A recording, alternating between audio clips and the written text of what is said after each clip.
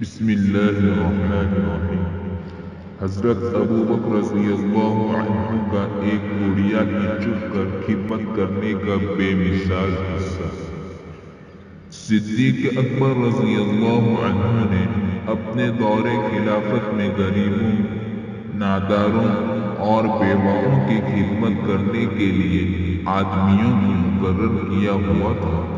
ایک مرتبہ حضرت عمر رضی اللہ عنہ نے وہ فہرست دیکھی تو ایک بڑھیا کے نام کے سامنے اس کی خدمت کرنے کے لیے کسی کا نام نہیں لکھا ہوا تھا۔ حضرت عمر رضی اللہ عنہ سمجھے کہ شاید یہ کام کسی نے ذمہ نہیں دیا۔ انہوں نے دل میں سوچا کہ ان کا کام میں کر دوں گا۔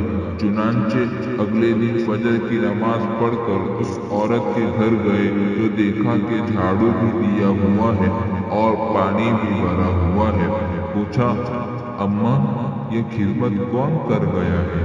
کہنے لگی کہ کوئی آتا ہے اور وہ پانی بھی بھر جاتا ہے اور جھاڑو بھی دے جاتا ہے۔ مجھے آج تک اس کے نام کا پتہ نہیں ہے، نہ میں نے پوچھا اور نہ کبھی اس نے بتایا ہے۔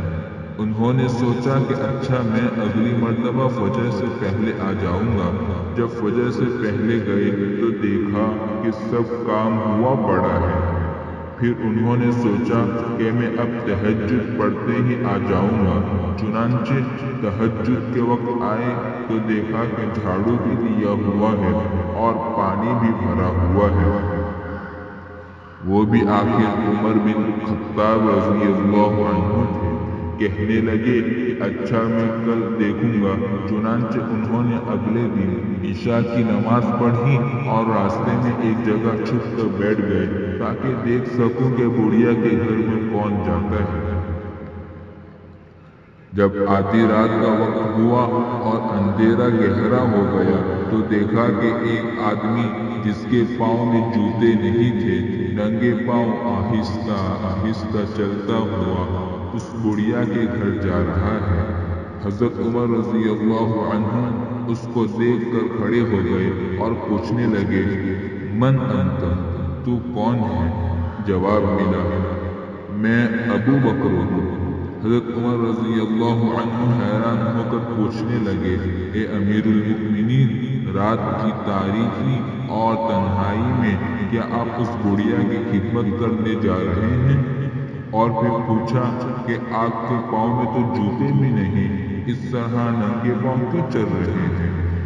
حضرت ابو بکر رضی اللہ عنہ نے جواب دیا، عمر، میں نے اس لیے جوتے نہ پہنے کہ ایسا نہ ہو کہ میرے پاؤں کے جوتے کی آواز سے کسی سونے والے کی نیند میں خلل آ جائے اور کسی کو میرے اس عمل کا پتہ چل جائے۔